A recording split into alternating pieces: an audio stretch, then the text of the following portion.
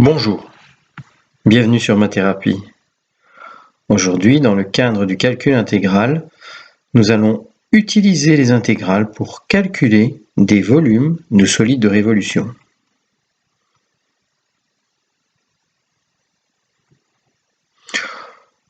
Un solide de révolution est un volume engendré par la rotation d'une région du plan autour d'une droite.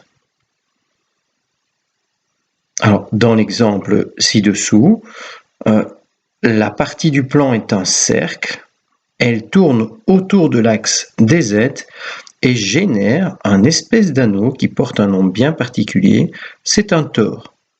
Le tore est un solide de révolution. Alors, quelques exemples.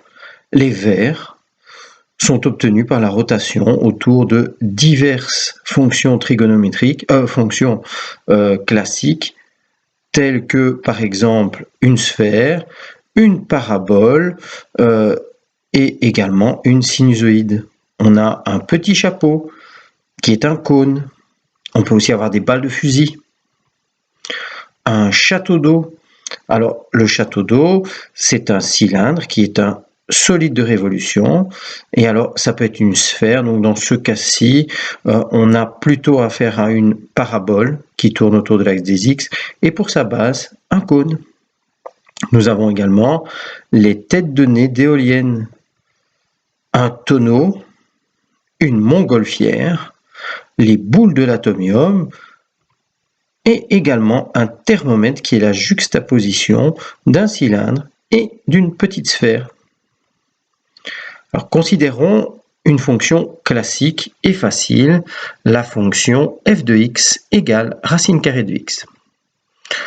Alors lorsque l'on trace cette fonction, on obtient la fonction représentée en vert sur le graphique. Et nous souhaitons faire tourner cette fonction en vert sur le graphique autour de l'axe des x entre les droites d'équation x égale 0 et x égale 4. Comme nous ne possédons aucune formule pour calculer ce genre de volume, on va essayer de trouver une approche. Alors cette approche se base sur la même approche que pour le calcul de surface. Donc vous pouvez revoir la vidéo qui se rapporte au calcul de surface à l'aide du calcul intégral. Dans le cas des surfaces, nous avions travaillé avec des petits rectangles. Alors puisqu'on parle d'un volume, on va plutôt travailler avec des petits cylindres. Alors dans un premier temps, donc ici nous allons faire tourner la fonction verte, la fonction racine carrée de x, autour de l'axe des x. Voilà pourquoi en dessous j'ai dessiné un morceau en rouge. Et donc ça va dessiner par exemple le nez d'une éolienne. Alors on va commencer par deux cylindres.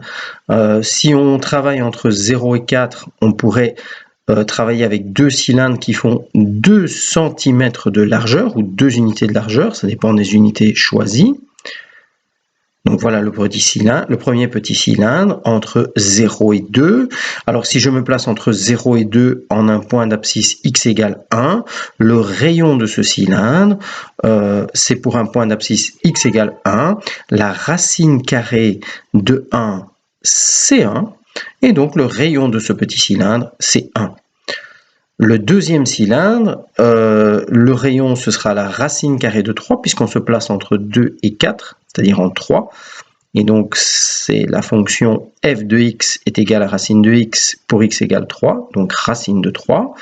Si je calcule le volume du premier petit cylindre, je vous rappelle la formule pour calculer le volume d'un cylindre, donc c'est la surface d'un cercle, pi r carré, fois la hauteur de ce cylindre.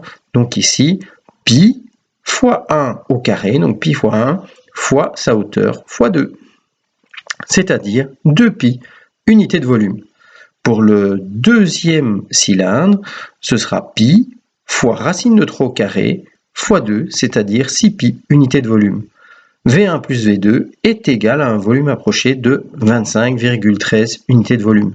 Maintenant, si on augmente le nombre de petits cylindres, on va augmenter la précision du calcul. Je peux donc par extension maintenant travailler avec 4 cylindres d'une hauteur de 1. Voilà le premier, le second, le troisième et le quatrième. Je vais refaire le même genre de calcul pour 4 cylindres. Donc là, je vous passe les détails du calcul. Mais tiens, c'est bizarre, on retrouve exactement la même valeur. Dans ce cas-ci, je pense que si on travaillait également avec un seul cylindre, on aurait la même réponse. Ce n'est pas que je pense, j'en suis certain. Ça ne fonctionne que pour cette fonction, car cette fonction est très particulière, c'est la racine carrée de x, puisque le rayon des cylindres est donné par racine carrée de x. Quand je l'élève au carré, je retombe sur x et donc je retrouve la formule pi r carré fois la hauteur du cylindre. Voilà pourquoi je retombe exactement sur le volume total généré par cette fonction. Maintenant, si on veut généraliser ça au calcul intégral, et donc c'est-à-dire obtenir le volume complet, il faudrait que je travaille avec une infinité de petits cylindres pour calculer par exemple le volume d'une éolienne.